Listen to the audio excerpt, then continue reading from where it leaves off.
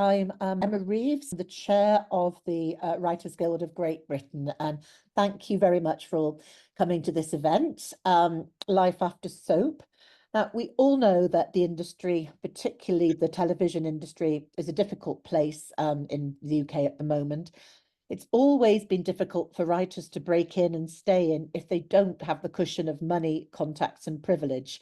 And here at the Writers Guild of Great Britain, we do have various networks where people can come together and talk about how to challenge the specific problems of sexism, racism, classism, homophobia, ableism, ageism. They're all listed on our site under WGGB member networks. This session is designed to be positive and focused on what individual writers can do to help themselves.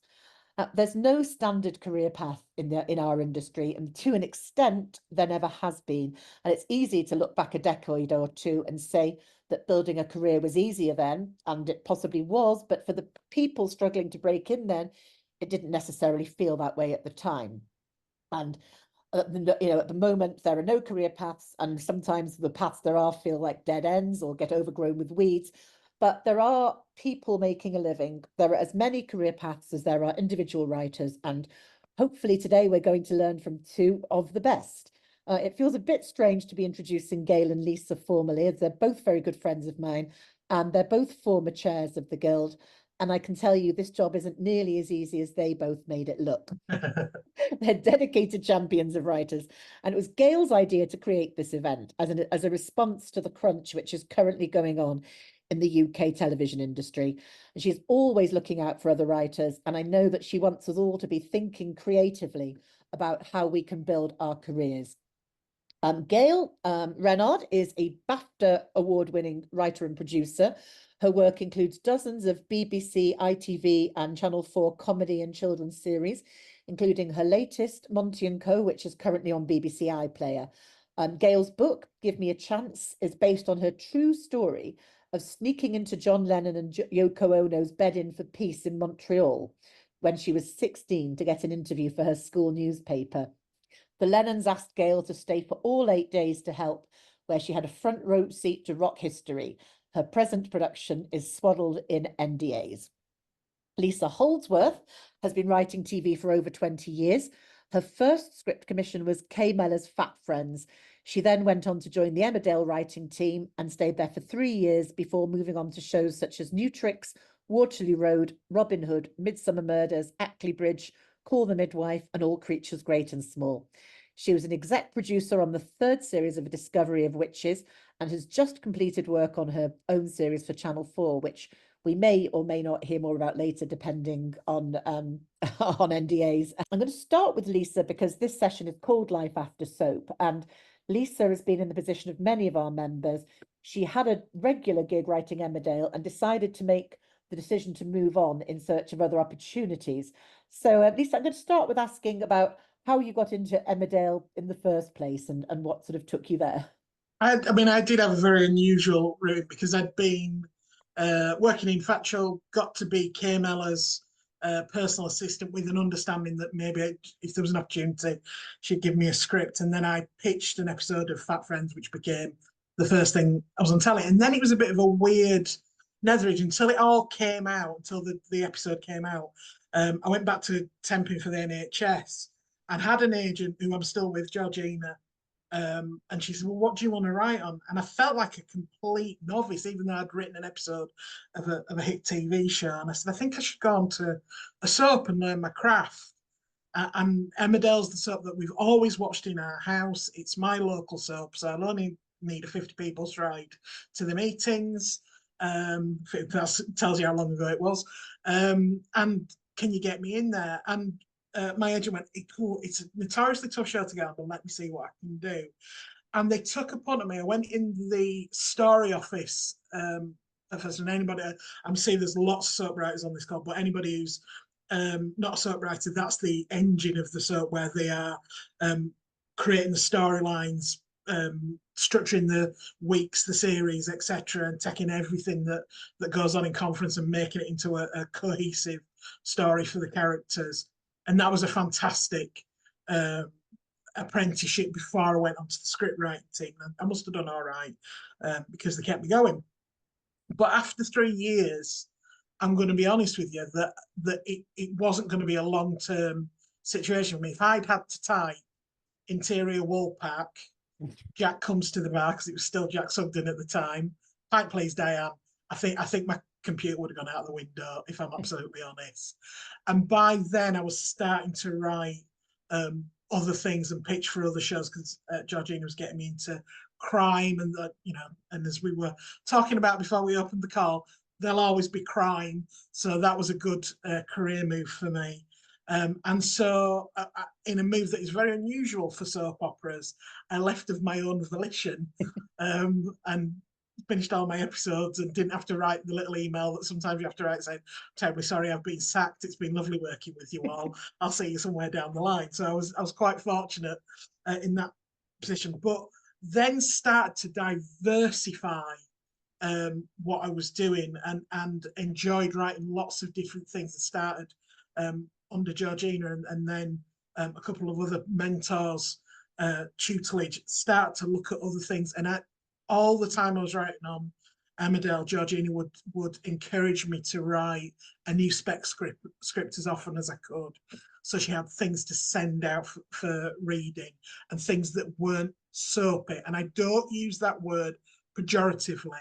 I think soapy is a good thing in some things and I enjoy it. But she wanted something with a bit of a harder edge. I wrote a horror film and a couple of other bits that when it landed on someone's desk, they went, oh, we thought she was a soap writer, but oh, she's written something different, because soap writers have enormous skills in dialogue, structure, all the rest of it, because they're writing these absolute behemoth shows. So I think anybody sat around a soap table could do what I did.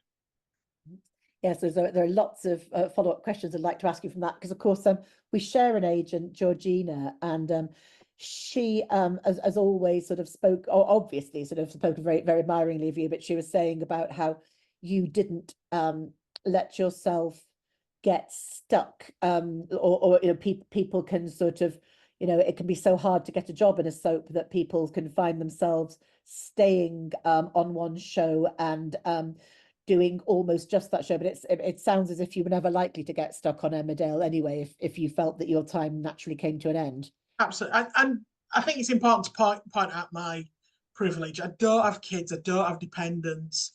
So if I went down the Swanee and they were sending the bailiffs in a year after I'd left Emmerdale, it was only me that was going to end up sleeping on, I'd end up sleeping at mum and dad's house, but end up sleeping on the streets. So that was a privileged position in which to do it. So I appreciate people who have stayed in soap because of the stability. It gives them this precious little stability in our industry. But also, there are people who I worked with at Emmerdale 20 years ago who are still there, who are the absolute backbone of that show. And it would be like the Ravens leaving the tower. In fact, one of them is on the call. I can see her out the corner of my eye. It would be like the Ravens leaving the tower. And it's true of every soap that you need your absolute veterans who will sit in conference and go, we did that 10 years ago, and here's why it didn't work. Or actually, it's what's important to know is that family were brought in to do this, so let's not repeat that. Those incredible behemoths of the show really know what they're doing, are important. So some people, I think, maybe do feel trapped, but some people deserve the kudos for doing an incredible job in writing. Yes, because I think it's a really important point that some people are in an easier position than others to step away from paid work, because in search of other things. Although it sounds as if you already had other things going on when you decided to make the move from Emmerdale. I think there were things I always wanted to try. So I knew I wanted to write genre stuff, and I wanted to write something with a bit more comedy edge to it on occasion. And so I never stopped looking at other things I wanted to write. If someone had asked me in those 3 years what's the best show on television, I still would have said Emmerdale. I was obsessed with it, but I needed the headspace to start thinking about how I wanted my own shows that I want to try, other skills I wanted to develop, and other genres I wanted to work in as well. So I took the leap. I can still remember walking to Kath Beadle's office to tell her I was resigning. It was a really frosty night. It was dark, and it's still stuck in my head doing that. And did you get a frosty reception, or did she say good luck? Do you know what? She was really lovely, and she gave me. She said, "Will you stop for one more episode?" And she gave me the choice of episodes, and I got one where the Dingles were wing walking, in a very classic Emmerdale storyline. So I went out in a blaze of glory, definitely. Oh, that sounds brilliant. I'm going to bring Gail in as well. Like Gail, you've written for traditional broadcast television, a commission, but you've also made your own show, launched it on YouTube, and then sold it to broadcasters. And you've written books and stage plays and film. And it's always stuck in my mind that you always say that writers should ask themselves, what can they write that nobody else can? Gail, you've written a lot of things. What are some of your answers to that question? Yes, a very dear cousin of mine who was also a writer always used to say, when starting a new project, what can I write that nobody else can? And it's incredible that if you just stop and think about it, you'll very often get an answer. But rather like Lisa, I mean, I never did soap. I never had the honor of that. But when I started, I did lots of episodic.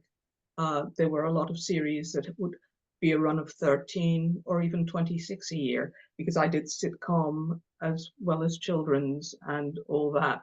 But the one thing I did, like Lisa, was in my own time, I was always developing my own work. And my agent used to say that as well, because I mean, there's nothing like being on a good episodic series, because you learn so much, and also from the other writers, and if you have a great cast, and I've been very lucky. But I wanted my own series, and it for many reasons. So I was always developing things. Sometimes it was rubbish, but especially when you're starting out, you write a lot of rubbish before you hit something very, sort of that people want to take further. And I want to quote David Hyde Pierce, the wonderful actor who played Niles Crane in Frasier, because when Frasier came to an end after, was it 11, 12 years or whatever, he gave an interview and he said, everybody from college onwards, everybody teaches you how to get a series, but nobody teaches you how to say goodbye to a beloved series, because it's like a bereavement. And he was very, very right. And, sort of, I think about that when a series ends, and I understand that. But like Lisa, and also like you, Emma, because Emma, you've written for adult television, children's television, you're an award-winning theatre writer. It's a long list. I never wanted to get pigeonholed, although whatever you've written last is what they pigeonhole you as. But to me, it was whatever I wanted to write would dictate what genre it was, and also which media it was, because there's some things that are better as book, or some things better as telly, or whatever. But what I would encourage people to do, especially, look, times can be hard, and while waiting your next series, it's to start thinking outside the box, because there's never been a better time to do your own things and to promote yourself. I mean, let's start by, maybe now's the time you want to write a book, the book you've always wanted to write. And by the way, the irony is, it is easier to sell television a book that they will make into a series than sometimes it is to sell them an original idea, because they're afraid of taking risks. Don't ask me why. It's the same thing, but it's a stage they're going through. So you can write a book, you can get it published. I mean, if you can't find a publisher, and you don't have to, you can upload it as an ebook. There is self-publishing, which isn't vanity publishing anymore, but have a look. The Guild has guidelines about self-publishing. But if you do it online, the wonderful thing is now with the internet that there are specialist groups for everything online. I often write about the Beatles. Believe me, there is no shortage of Beatles groups and fans and things like that online. you can promote yourself for free because you use social media, you contact different groups, and you can sell your own product. And I find that exciting and liberating, because when a publisher pays 10% royalties and you can handle it yourself, I prefer to get more royalties. But it's self-starting more, and there are lots of different things you can do. I think that, thank you, Gail. And I think, you have done it in that, because as I said before, you have done a lot of work and the traditional route that we've all done of people commission you and then you write it, but you also created your own show, put it on YouTube, and then sold it to CBBS. So you have actually created stuff, owned it, and then sold it to the traditional broadcasters, which Yes. because looking at the chat, I think, and I very much sort of understand the point of view that people are coming from in the chat.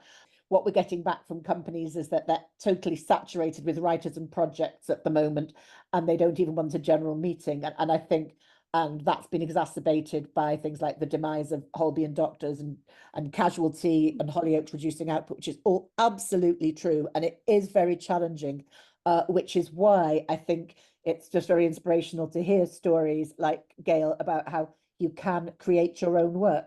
Would you like to tell us a little bit Can more I also? about Monty and Co, Gail, and how that came about? Yeah, I was just gonna, a minor correction. We Sorry. never put it on YouTube first. What we Oh, did is, I'm so sorry, but I know you, yes, don't you made worry, it yourself, yes.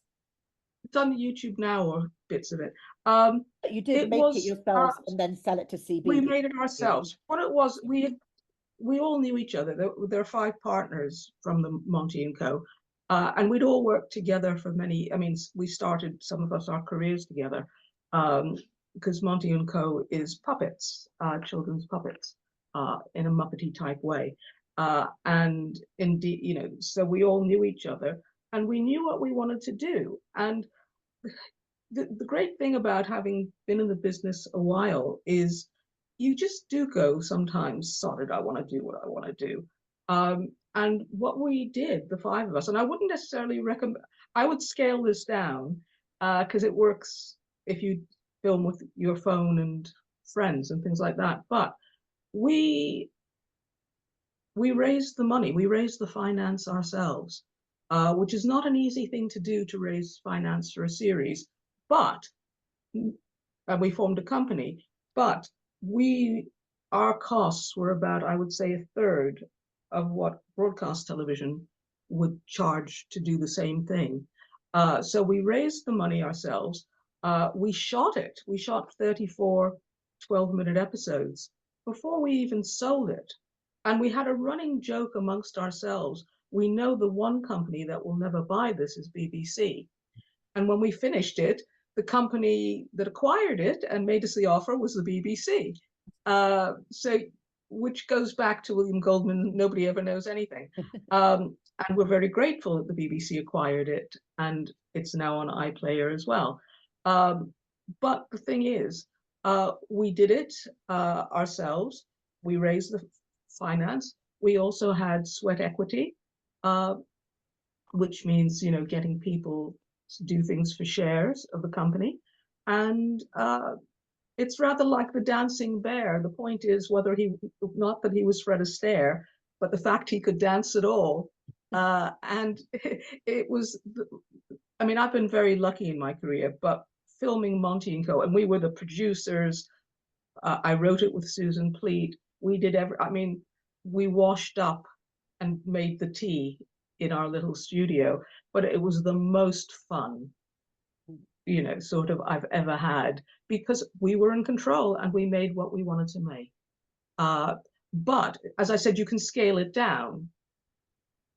You can, there's nothing stopping you filming a scene from a show that you're trying to sell.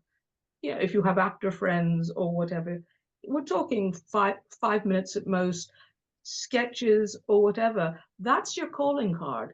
People are more likely to look at a 2 or 5 minute sizzle reel than they are to read a script these days. So we have all this technology, use it. Thank you, Gail. That's really interesting. And you know, as well as using technology, obviously there is still there's still fringe theatre and putting shows on yourself. Because Lisa, you've been involved in producing some short plays, haven't you? So yeah, inspired by the Manchester JB shorts, and which is now sort of there's a one in Liverpool, the Sprouted All Over, and that was inspired by Play a Pie and a Pint.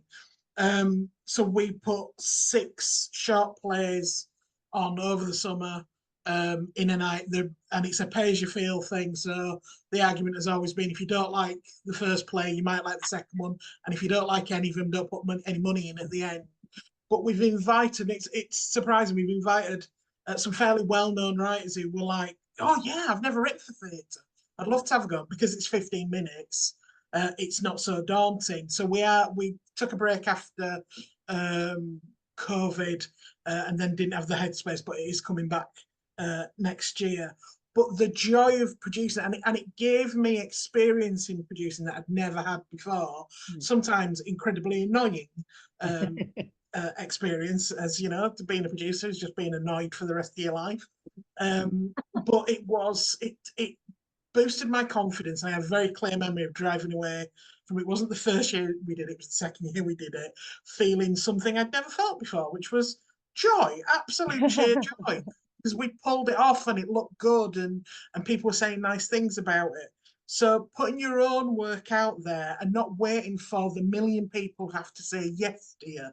I'm just going to put it on, and that can be putting 6 plays on in a night, or it can be, as Gail says, pulling together some sketches or a showreel or whatever. It can also be getting some people together and doing a rehearsed reading. Female Pilots Club have been doing that with comedy. Yeah. And just seeing who'll come along to see it, get it shot on your cameras so you can put it out, edit it together. Because I think Gail's absolutely right. And now I'm doing more work with some Americans. The old write a million words and hope that someone has the time in their afternoon to read it is dying. People want strong visual pictures, pitch decks, all of that kind of thing. And there are loads, and I've been going on Canva training. My niece has been helping me learn how to use Canva so that I can make pitch decks. What is Canva? Sorry, see, I'm being really hopeless. It's a bit like PowerPoint. You can put lots of images together and all that kind of thing. Yeah. And that's as good an explanation as I can give you, because this 50-year-old head is really struggling to get my head around it. I was making bingo cards with it yesterday. That's another story. So I quite enjoy adding skills onto my skill set and being able to put things out there. And I know this all sounds fair to have someone who's just walked away from a soap or is looking at, they've got 4 episodes in different stages of production at the moment. You think, well, how the hell am I going to have time to do that? But find something you're passionate about, the story you want to tell, and then it'll feel less like work. In my opinion, I think, yeah, there are more opportunities. The comedy sketches. I mean, during lockdown, the absolute explosion in satire on social media, and a lot of people have got work from that going on. There are always ways to make yourself stand out from the crowd, but you have to believe that you have the right to stand out as well. Thanks, Lisa. Can I also add one thing I was going to add one thing about the joy of when you're creating your own work, whether it's Monty & Co. or a theatre thing, is you own the IP, not the company. You own all the rights. And that is so liberating to have made a television series where, you know, we have the rights, we distribute it, we can do merchandising or whatever. It's taking back control. And, you know, it's not easy, and it was a lot of work, as Lisa was saying as well, but it is liberating. And it's I always say, why did you choose to become a writer? What was it you wanted to write? And basically, why aren't you writing it? Thanks, Gail. Yeah, I think it's very important. You've both talked about the importance of spec scripts, and, you know, so does my agent, who is also Lisa's agent. And, you know, we know that we're always being told you've got to have a spec and you've got to have a spec in different genres. But I think it's also important to remember that, you know, as people have said in the chat, yes, it does feel as if the industry is a bit of a glutted at the moment, and it can be hard to get someone to read your work. And it's very frustrating on many levels. But I think once you've written what's important to you, then perhaps you'll be inspired to find a way to get it out there. Sorry, Lisa, please. Can I just jump in on that? Because I think it's absolutely right. It is a crowded market, but I've never known a time when it wasn't. It might be that's really important. Yes, I at this. Yes. I think it's really important that we don't. I don't want to be Pollyanna, that we don't talk ourselves out of it, because what I want to say to all writers is you can't do anything without us.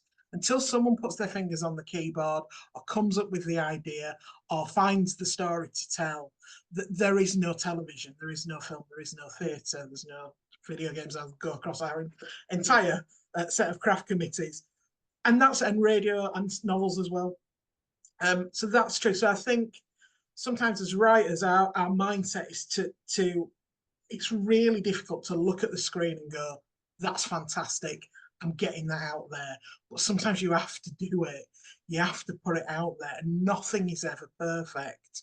But yes, it is a crowded market, and it's exacerbated at the moment in the UK through various reasons. But sunny times will come again, and you want to be the person who's put something in somebody's inbox, on somebody's desk at the point where they go, oh my God, we've got money again. Channel 4 have just doubled their drama budget for next year. So you want to be the person who's got something on the Channel 4's desk when they start throwing the money around. Thanks, Lisa. I think it's very important, and as I was saying, for everyone to keep creating, you know, so you're ready with the thing, or you're ready to just back yourself and find a way to make it or make a part of it. Because as I said at the beginning, it's easy to look back and say, oh, things were easier in the old days, but I guarantee it didn't feel easy for the people trying to make it then. So, you know, all you can really do is work with what you've got and back your own creativity. We've got quite a lot of questions, so I'm going to start. I'm going to carry on with asking some questions in the chat, and please do put more questions in the chat, because there's something which I think Gail and I were just talking about the other day, which is where do you think the industry is with sitcoms? There were a lot when I was growing up, but they seem to have died today, which is a shame. Gail, we were talking about that the other day, weren't we? Yes. How much of this? Okay. There are a few different reasons, because when I started, there were sitcoms galore, and I was lucky enough to work on some of them. There isn't the same setup. I mean, sitcoms take time and money. One has to remember things like Only Fools and Horses and Dad's Army did not do well in their first series. It was only by series 2 they started to get blips. Nowadays, probably both would never have seen a second series. There's also, and please correct me if I'm wrong, not the experience in-house anymore. There was some great heads of comedy who had done it themselves. I mean, for many, many years, whether it was John Plowman at the BBC, and there were people that you could go to with an idea. And there weren't as many layers of executives. Layers of executives can be the death to creativity. And you would go to the head of comedy or drama or whatever, you know, if they knew you, and said, I have this idea. I once sold a series on 1 page because they knew me and trusted me. So they said, okay, we'll commission you for the pilot. I wrote the pilot, and then they commissioned the series. And the lovely thing was, we did 26 half hours. And when we finished the series, the head said to me, I took out the original page that you wrote, and you know, that's exactly what you did in the whole series. It was all there when you did the 1 page. So there aren't those people who trust writers, because again, this is between us, we're all friends. There are a lot of, dare I say, I mean, they're great people in the industry, but there are also a lot of jobs worth. And if they get an idea for a series or whatever, if they say yes and the series fail, their job is on the line. if they say no, nothing happens. They Yes. keep their jobs. William So Goldman says that, doesn't he, in Adventures in the Screen Trade? Nobody ever lost a job for keeping a film out of studio. he's one of my heroes, but Yes. quite right. The other thing is, they started doing a little fewer, but not really, comedy panel shows because they were much cheaper to make. Mainly, if you'll notice on the panels, there were mainly men. Until there were some complaints, but it was a very male orientated stand-up thing. Another thing that happens now, and there's some wonderful writer performers, but a lot of the sitcoms are given to writer performers, and that's not the same as when you have a writer creating Only Fools and Horses or Yes Minister or A Piece for Actors in the same, because you create comedy in the same way you would drama. It has to come from a place of belief, well, depending what what genre and comedy. So it's not the same very often if a writer performer is writing a sitcom, because they're giving themselves the gag lines and a lot of other people the feeds. Not always the way, but that's when you have a star, you have to service the star in comedy. So do you think a way, because I completely see the problem of commissioning departments who aren't as good at reading funny scripts by writers anymore. Do you think a way around this would be to make your own work, as you described, perhaps put extracts of it on social media, or perhaps stage it as a stage show? You can do. I'd be careful about put things on YouTube, and also be careful of your copyright, is what I would say. But America is doing sitcoms. If we look at the streamers, there are things like Hacks. Ted Lasso is a couple of years old now, and is Schitt's Creek. But there are other sitcoms that are on streamers. America never said goodbye to sitcom. For some reason, it's been shuffled away in UK television. Thank you. Lisa? I would say that we haven't said goodbye to it. We've said goodbye to the studio sitcom. So apart from Not Going Out and Mrs. Brown's Boys, I think the studio sitcom is probably, it'll come back at somebody will reinvent it, and everybody will call them a genius. But what we're looking at are some of the best drama is coming out of the comedy department at the moment. So just on the iPlayer, Spent, Peacocks, what I've been watching this week, This Could Go Wrong. There are amazing things, which I suspect the audience are watching thinking it's drama, but a bit funny. But actually it's coming out of the comedy department. Big Boys, which I thought was superb. Derry Girls, I think, was a comedy, but had great drama in it. So I think it's looking at what the market is at the moment, but it will come full circle. And at some point someone will go, didn't we used to have things with really funny people saying funny things in funny situations? Can we do that again? And just before we came on camera, I was telling you that I've heard of 2 commissioners who've watched Fat Friends since it's been up on Nutrix and on Netflix, and have said, why aren't we making shows like that anymore? Because you don't commission them. That's why. So everybody will when they're looking for their share of success, come up with a brilliant idea. What about a drama series that doesn't have a dead body in the first 10 minutes? And they'll be hailed a genius. They'll do them at Taggart Speech at Edinburgh next year, and we'll all sit here and go, well, I could have told you that 6 months ago.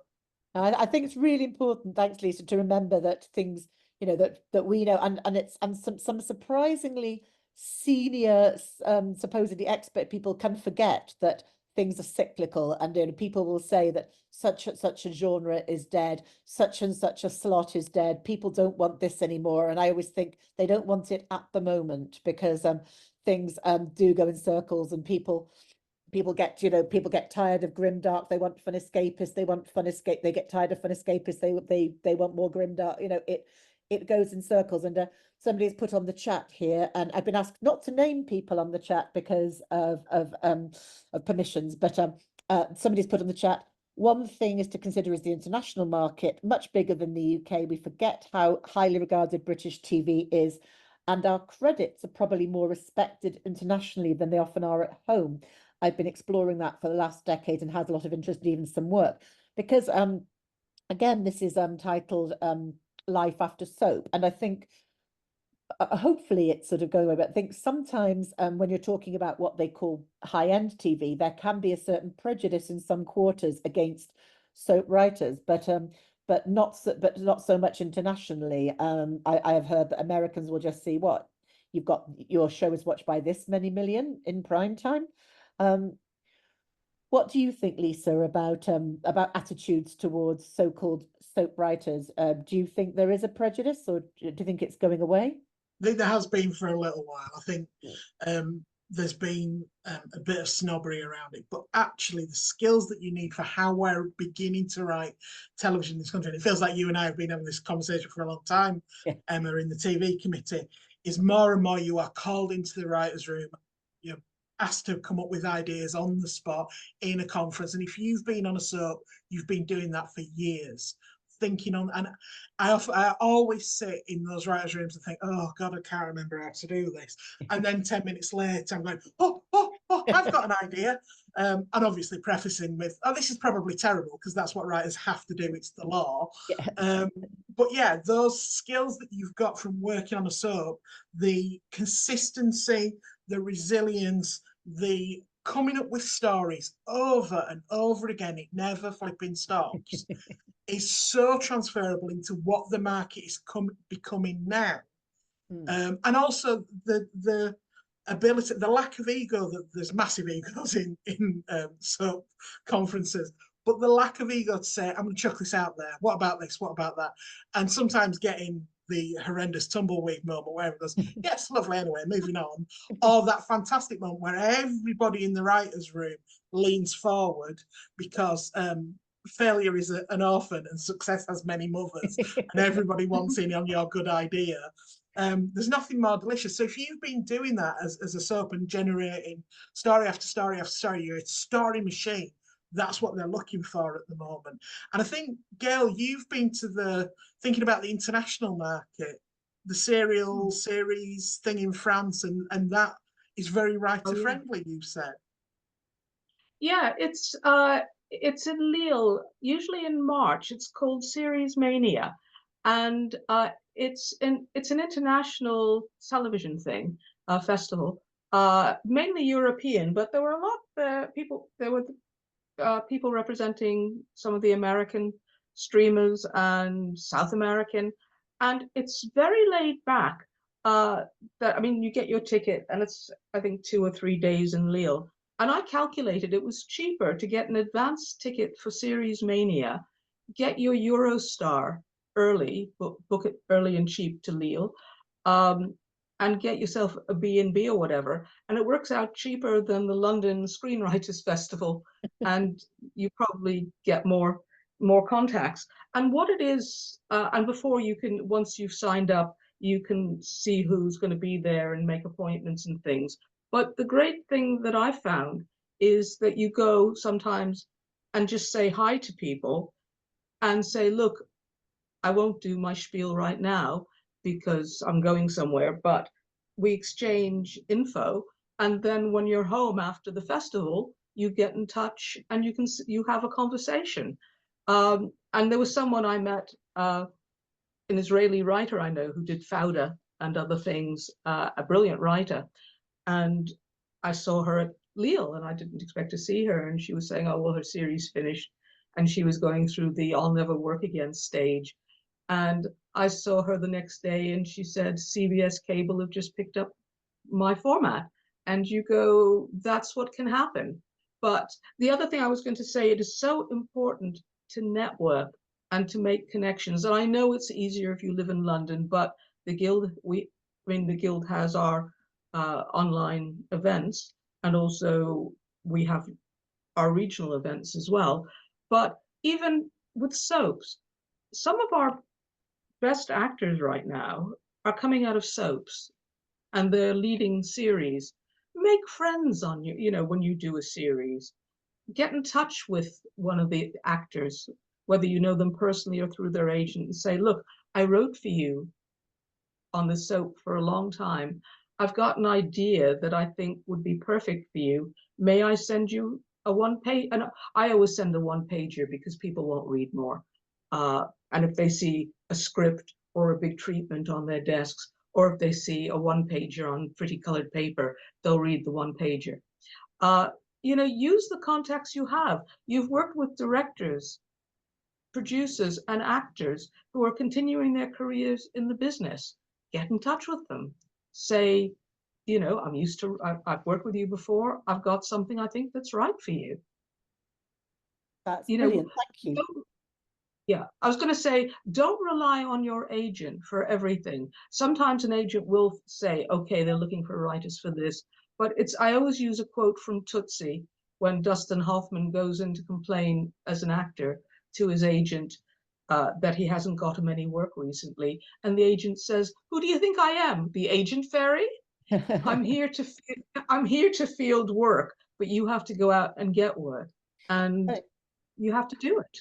Thank you, Gail. And sort of on that note, and there's a question here for Lisa, which and it says they always tell us to stick to one genre as emerging writers, and I'm not sure who they are, but I don't know if I agree with them. But it says, can you talk about getting the gigs on Discovery of Witches, Robin Hood, sort of fantasy, period fantasy, All Creatures Great and Small, period. I would like to transition to those genres eventually and have a couple of period samples, but how did you transition? Any tips? I'm going to be brutally honest. I just took what was offered, and a couple of times I've gone on to shows thinking, oh, I don't know how to. So I started after Emmerdale, did a lot of crime because I did 9 series of New Tricks, did an episode in every series of that until I didn't anymore. So had proved my crime skills, and they're very transferable. Obviously, everybody wants crime.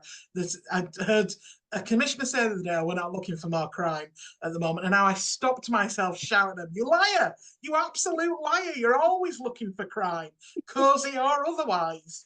Ridiculous. So built my crime stuff up, but also began to get a reputation for being good at character and dialogue. So I'm going to be honest with you, murder mysteries do not come naturally to me, but apparently I can do them if I stare at the screen long enough till my eyes bleed. So that transferred over, and I continued writing specs that were not crime. So I wrote character stuff, that kind of thing, and that's, I think, certainly something like Call the Midwife, which is ostensibly a medical show, but actually is all about character and all about being able to click into that period, and the nuns are all lovely and the midwives are all smashing and all that kind of thing, but then there's really dark stories in the middle of it. I've written some of my darkest stuff for that show. So having a spectrum that's got strong dialogue and strong character work in it, and everybody's not just a trope, is really big, and it's very difficult not to write tropes in crime. But also being a bit like, I'll have a go at anything. And also it doesn't follow, and I think this is particularly true for women, it doesn't follow because you've done some genre stuff that you're going to start getting asked for it. After I did Robin Hood, which was really early in my career, and I got asked to do a second episode on the same series because they'd liked what I'd done. I'd written a couple of episodes that had gone down really well with the fandom, and I really did expect to get offered lots more of swashbuckle type stuff. Didn't get a thing, not until Discovery of Witches was about 15 years later, and kept having to fall back on crime and do Midsummer and things like that. So I'm looking back, I wonder if I should have been more aggressive and more, I don't want to write any more bloody murders. I want to write fairies and vampires and witches and stuff like that. And should have been clearer in what I said. So I think you've just got to go for what you do. And I think more and more people respect writers who make it clear what their passion is and their enthusiasm. Because everybody who's on this call has been enthusiastic enough on a Thursday afternoon to come and sit and watch me and Gail flap our gums. And that's already demonstrating a passion for what you do. You've got to watch everything. You've got to have that conversation and go, watch this, and I couldn't get past the first episode, but I really love this weird little obscure thing. Obviously, do your research before you go for the meeting. Don't be slagging off something that they made 2 years ago. And flattery goes a long way in this industry. So make sure, oh, I loved your little show. It was marvelous. So be passionate, show passion for television, because there's a lot of people in our industry who are half-arsing it, in my opinion, who don't care, who moan about it all the time. I bloody love telly. I love watching telly. I'll watch any old crap and have an opinion on it. And I think that's where you have to put yourself, which is remind yourself why it was telly that you wanted to do in the first place, what you love about it, and what you want to see on screen so that you can write it. Amazing. Thank you, Lisa. So I've got another question for both of you here, which is I've been told by people in business that channels are only looking for returnable ideas, and that's discouraged me. Do you have any comments on that? I think it's hilarious considering how much has been cancelled. Why do they want returnable stuff when they cancel it after one series? Very good point, Lisa. Gail, did you want to say something as well? Also, yeah, people, I mean, I get tired when, you know, sort of commissioners say, I want a drama series in blue or pink or red. They don't know what they want until they see it. If you have a great new original idea, then it doesn't make a difference what they're looking for. Yes, I mean, because of the scale of investment, people want returnable series. But when we're talking about comedies, that wonderful series Mum, did they do 2 series? Yeah. Two series of 6 or whatever, and it was perfect as it was. Russell, aside from Doctor Who, Russell T doesn't do continuing series. It's a Sin and things like that were self-contained. Yeah, I mean, for scale of economy, especially if they're doing a soap or a cozy crime, because they want to sell packages to streamers and overseas and all the rest. And they want co-pros, because it's very difficult now for a UK television company to make a television series that isn't a co-pro and tied in with someone else, because the money isn't available yet. But the nice thing is, without getting political, our new government is not anti-culture, and there's no culture wars. On the contrary, they recognize the value of the arts to the economy. And always remember, the creative industries bring in 120 billion a year to Britain. So we are a major part of the economy, and that's why we have to keep coming up with the new things to sell. Absolutely. That's very important. Thank you, Gail. There's a question which I'm going to address to Gail. I've got a broadcast quality short film already made. How do I approach the BBC or any broadcaster without an agent? And will they be interested in one-offs? Well, again, if you can network, and I know it's not easy depending on where you are, things like if you're a woman in film and television in London, because you do get to meet people. So if you do go to these various things, I mean, sadly, some of them cost money, like Series Mania, but look up the series that you love, see who's producing or directing them, and write to them care of their agents. As Lisa said, flattery goes a long way. Make it a very simple, short message, which is, I loved your work. I loved whatever the series was and the way you handled it.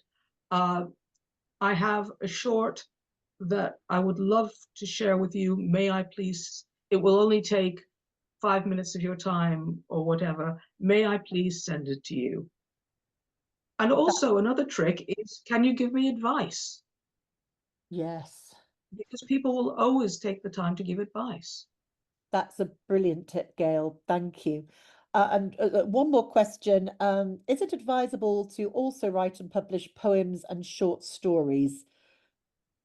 Why the heck not? Anything that's getting you writing out there, getting your voice out there. Again, you are demonstrating your passion for writing.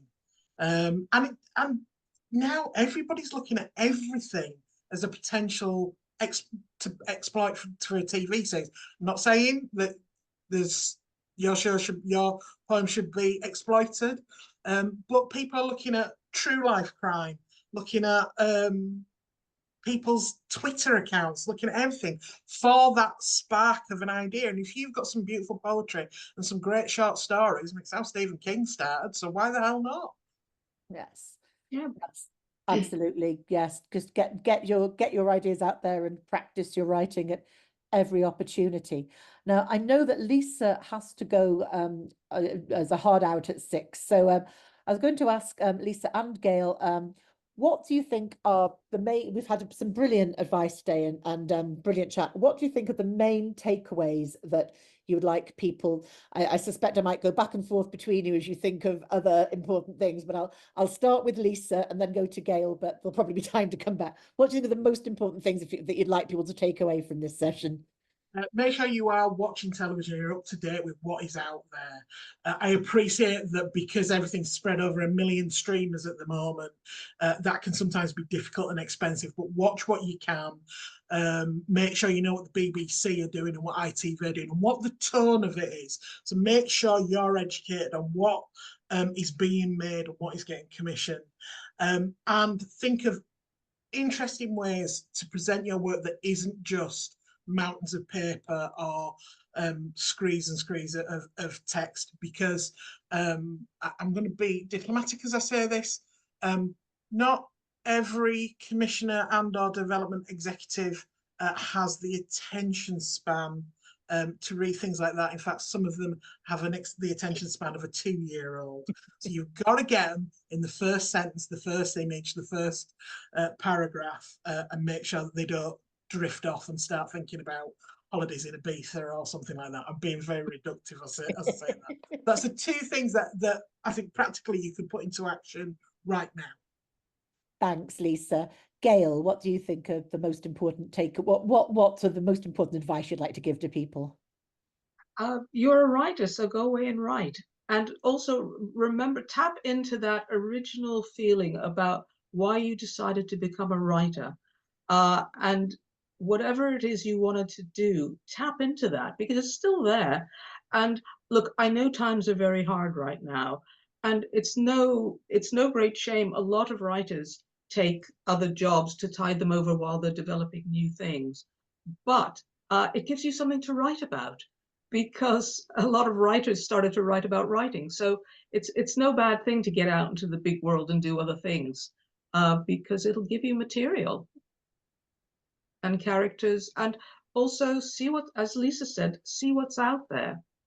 But look into yourself as well about what you can offer that nobody else can. Thank you, Gail. I think that's really important. Why did we come into this business? What do we feel we can say better than anyone else, and what's most important to us? Lisa, I'm going to ask you this as much from my own nosiness as anything else. You know, as we know, as you said, there are so many shows out there and so many shows generating a lot of discourse and chat. And so I mean, I know it's difficult to say, but what shows at the moment do you sort of feel are the indispensable ones that everyone should know about? I mean, it can either, you know, it can be just, you know, the baby reindeers that everyone doesn't shut up about, or it can be something which you feel maybe hasn't been talked about that people should be talking about. So obviously I could say The Bear, which I do love, but it's Marmite.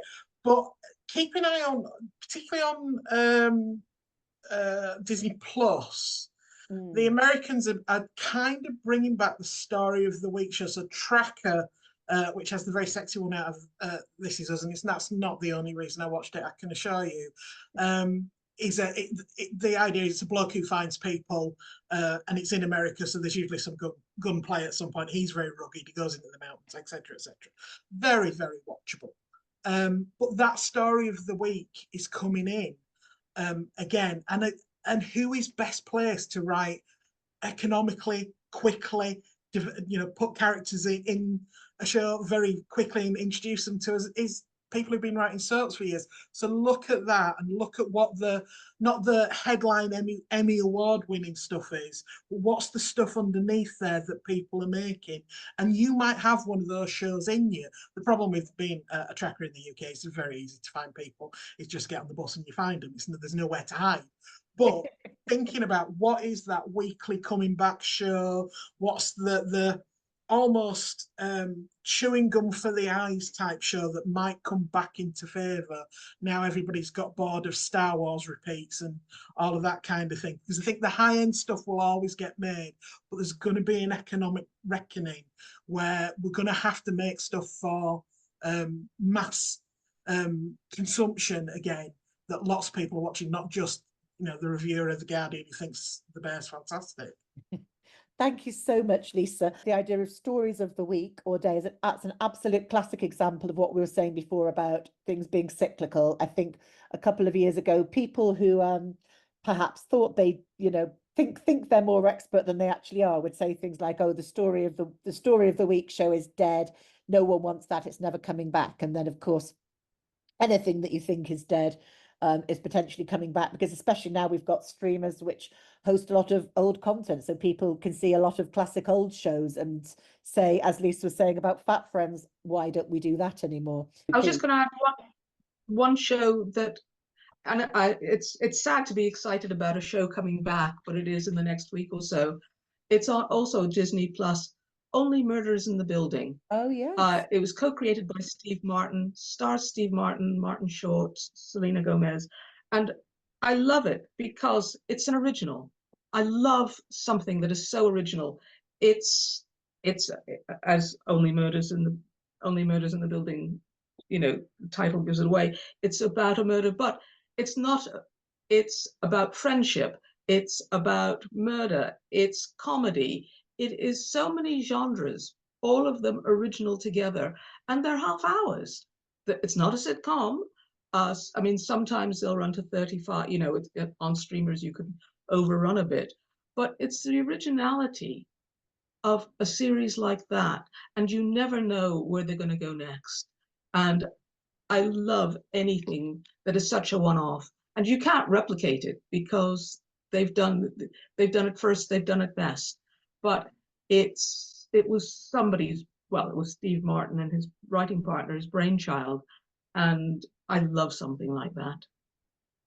Thank you, Gail. No, that's a brilliant show. Sorry, did you have more final remarks or more important takeaways? No, I mean, I shouldn't be telling all our competitors to go away and write, but there's room for all of us, and that's the great thing, because remember, we're all unique.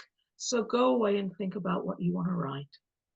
Thank you so much to Gail and Lisa and to all our members. And well, I hope to see a lot of you at the next AGM.